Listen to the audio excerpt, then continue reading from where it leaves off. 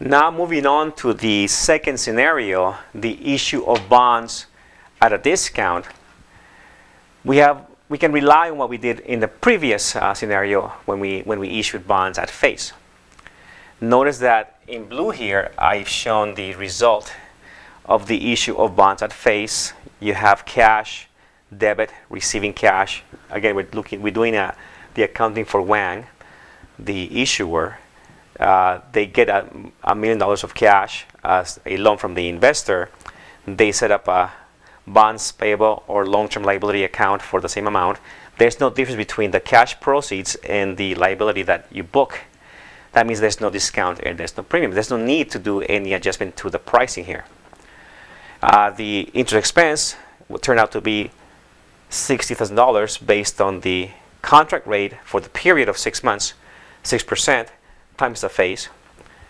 And so we have a debit to interest expense for $60,000 and a credit to cash for also the same amount, $60,000.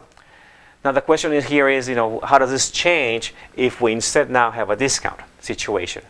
So we have to go back to the situation where Smith is looking at the whole market and saying, where should I invest my money? Well, if the market is generally providing a 13% return, but Wang is basically stuck with their 12% bonds, Smith would not even consider investing in Wang. So somehow Wang has to attract Smith to purchase these bonds. But how do they do that? If they cannot change the face amount, it's already part of the contract. Wang cannot change the 5-year term, and Wang cannot change even the interest on those bonds. So nothing can be changed on the bonds themselves. The only variable that can be changed here is really something outside of the contract, will be how much the investor provides in terms of the proceeds. And you see that there's a mechanism that you use to discount this amount here to effectively, that's the term that we use here, effectively provide a 13% return, even though the contract rate says it's only 12%. And it is through that discount mechanism. And I'll explain in more detail how that works in terms of the actual mechanics in a different lesson.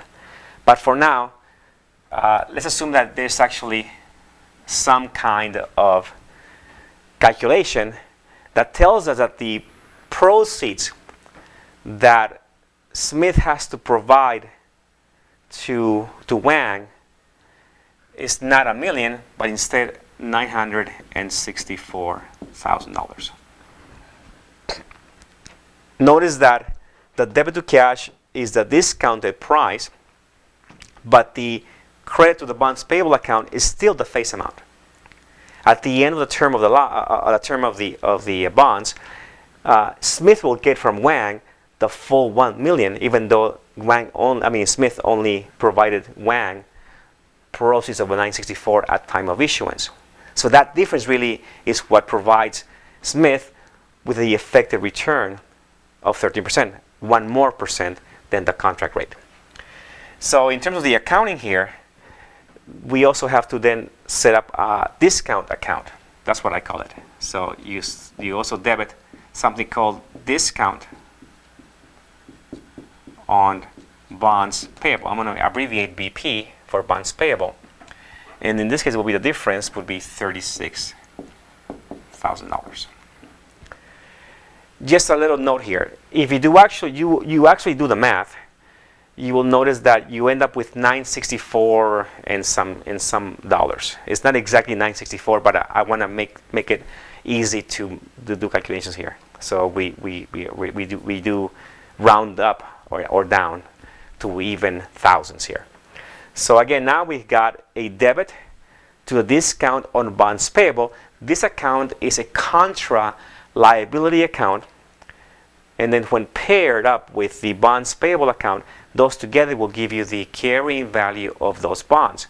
The carrying value of those bonds at time of issuance is going to be the $1 million minus the discount of 36, giving you a carrying value at time of issuance, or time 0, of $964. it makes sense because it will be the same thing as the proceeds. In terms of the interest payment, sorry about this. In terms of the interest payments, the actual interest payment itself doesn't change because that's based on the contract rate times the face. Those have not changed. So the interest expense is still $60,000 as it relates to the interest payment itself, and the cash is still $60,000. But in the discount, you also have to amortize that discount, which effectively is additional interest expense to the issuer.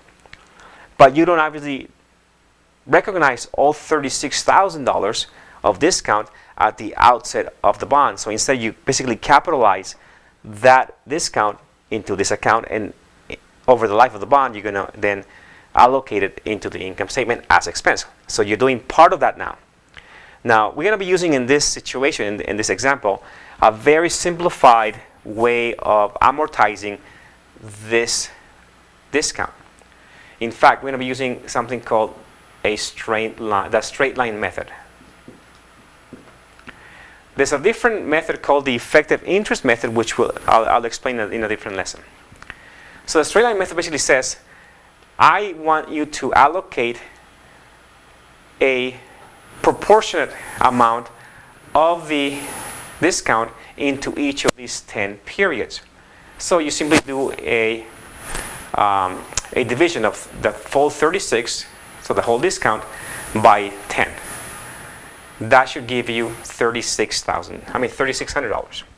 So that represents basically additional interest expense. So interest expense for that initial period would be $3,600. Again, that would be $36,000 of discount divided by 10, right there. And the credit would be to the discount account. So you are reducing the contra liability account by doing a credit. So the discount account is credited like this.